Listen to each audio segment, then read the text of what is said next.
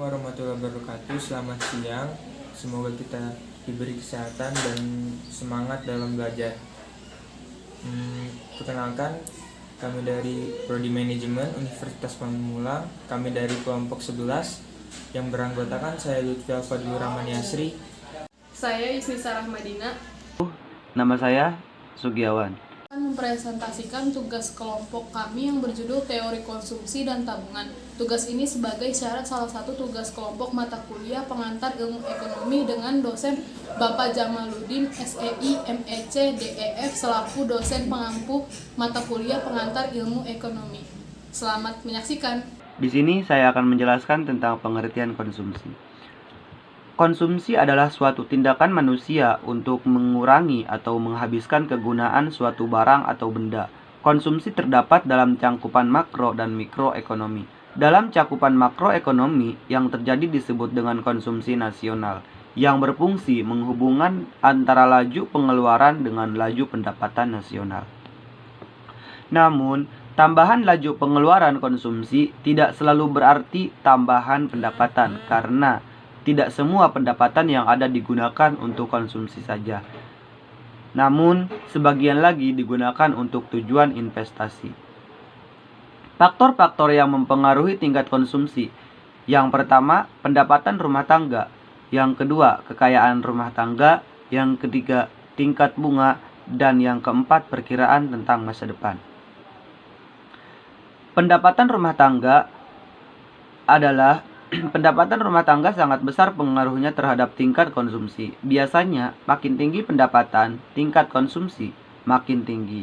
Karena ketika tingkat pendapatan meningkat, kemampuan rumah tangga untuk membeli aneka kebutuhan konsumsi menjadi semakin tinggi.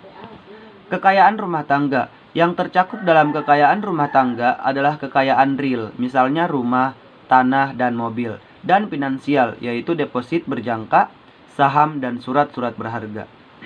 Kekayaan-kekayaan tersebut dapat meningkatkan konsumsi karena menambahkan pendapatan disposable. Misalnya, bunga deposito yang diterima tiap bulannya dan dividen yang diterima tiap tahunnya menambah pendapatan rumah tangga. Yang ketiga yaitu tingkat bunga. Tingkat bunga yang tinggi dapat mengaruhi atau mengurangi konsumsi dengan tingkat bunga yang tinggi. Maka biaya ekonomi dari kegiatan konsumsi akan semakin mahal, sedangkan bagi mereka yang meminjam kenaikan tingkat bunga akan mengurangi konsumsi.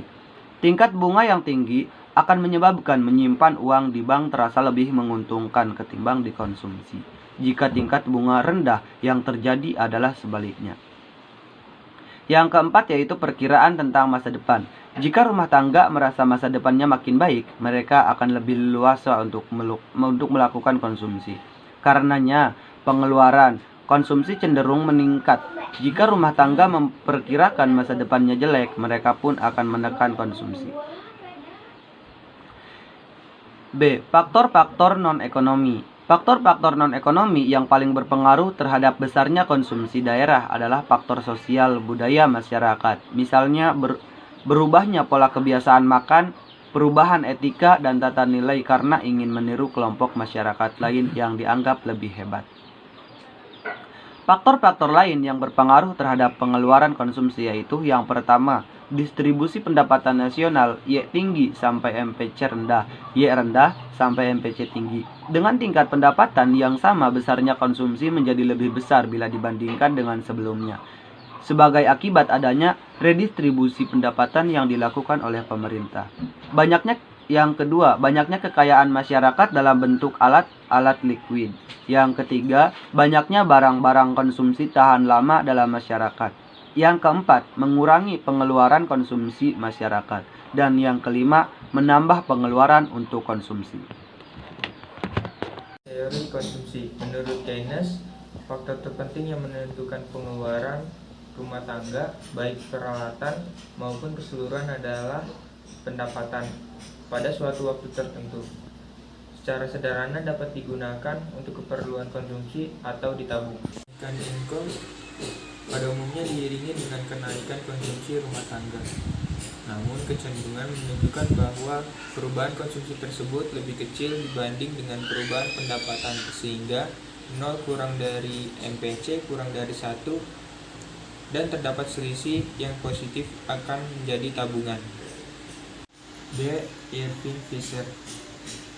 Irving Fisher menganalisa bagaimana seorang konsumen yang rasional dan berpandangan ke depan membuat pilihan antara waktu yang berbeda.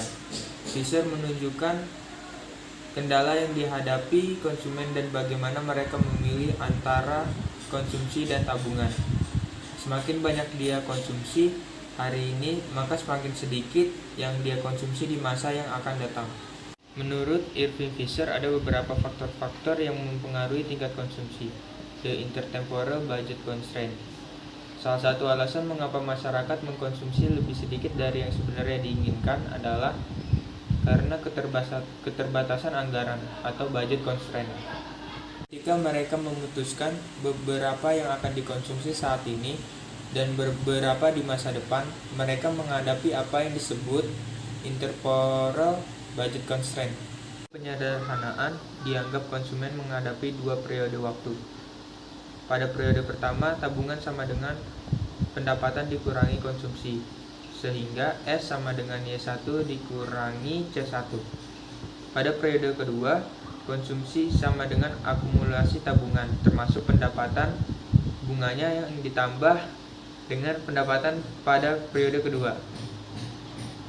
Sehingga C2 sama dengan dalam kurung 1 ditambah R dalam kurung S ditambah Y2, di mana S sama dengan tabungan, Y1 sama dengan pendapatan pertama, C1 sama dengan konsumsi pertama, C2 sama dengan konsumsi kedua, Y2 sama dengan pendapatan kedua, dan R sama dengan suku bunga. Konsumsi pertama lebih kecil dari pendapatan pertama, konsumen akan menabung sehingga nilai S lebih besar dari 0. Jika konsumsi pertama lebih besar dari pendapatan periode pertama, konsumen akan meminjam sehingga nilai S lebih kecil dari 0. Untuk mendapatkan kendala anggaran konsumen atau consumer budget constraint, berikut adalah kedua persamaan di atas dapat dikombinasikan. C2 sama dengan 1 ditambah R dikali Y1 dikurang C1 ditambah Y2. Secara matematis dapat diperoleh berikut: 1 ditambah R dikali C1 ditambah C2 sama dengan 1 ditambah R dikali Y1 tambah 2 C1 tambah C2, atau 1 ditambah R sama dengan Y1 tambah Y2 atau 1 tambah R. 2. Selera konsumen. 3. Optimasi. 4. Pengaruh perubahan pendapatan konsumen. 5. Pengaruh perubahan suku bunga real pada konsumen. 6. Kendala meminjam atau constraint on borrowing. Fungsi konsumsi. Fungsi konsumsi adalah suatu kurva yang menggambarkan sifat hubungan di antara tingkat konsumsi rumah tangga dalam perekonomian dengan pendapatan nasional atau pendapatan disposable perekonomian tersebut. Fungsi konsumsi dapat dinyatakan dalam persamaan C sama dengan A plus B kali Y, di mana A adalah konsumsi rumah tangga ketika pendapatan nasional adalah 0, B adalah kecondongan konsumsi marginal, C adalah tingkat konsumsi, dan Y adalah tingkat pendapatan nasional. Pengertian tabungan. Tabungan atau saving adalah sebagian pendapatan dari seseorang, perusahaan, atau lembaga yang tidak dibelanjakan untuk konsumsi sekarang. Tabungan menggambarkan kemampuan dan kesediaan pemilik pendapatan untuk menahan sebagian dari hasrat atau keinginannya untuk berkonsumsi. Tabungan biasanya disimpan dalam bentuk deposito bank, lembaga-lembaga keuangan, dan sebagainya, atau digunakan untuk mendapatkan aktiva-aktiva keuangan seperti saham, obligasi, dan lain-lain. Fungsi tabungan. Fungsi tabungan merupakan suatu kurva yang bersifat hubungan antara tingkat tabungan rumah tangga dalam perekonomian dengan pendapatan nasional atau pendapatan disposable perekonomian tersebut. Margina propensity to save atau MPS.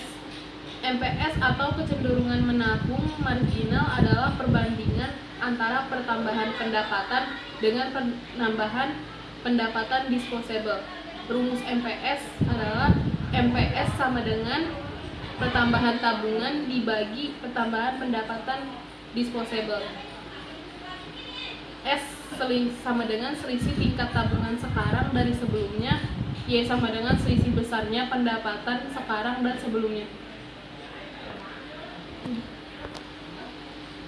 Propensity to save. APS atau kecenderungan menabung rata-rata adalah perbandingan antara tabungan dengan pendapatan disposable Y ketika tabungan tersebut dilakukan. Rumus APS adalah APS sama dengan S dibagi Y. Fungsi tabungan diperoleh dari persamaan rumus fungsi konsumsi. S sama dengan min A ditambah 1 kurang B dikali Y.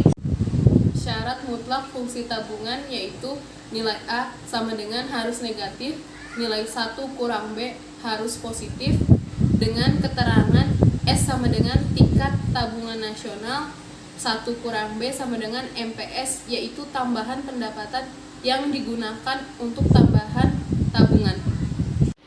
Dari persamaan fungsi konsumsi dan fungsi tabungan dapat diperoleh hubungan nilai kecenderungan mengkonsumsi marginal dan kecenderungan menabung marginal atau MPC dan MPS, yaitu seperti berikut.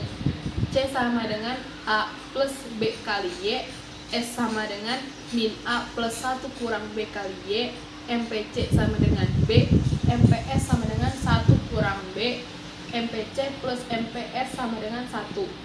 Sedangkan APC dengan APS dapat dinyatakan dengan persamaan sebagai berikut.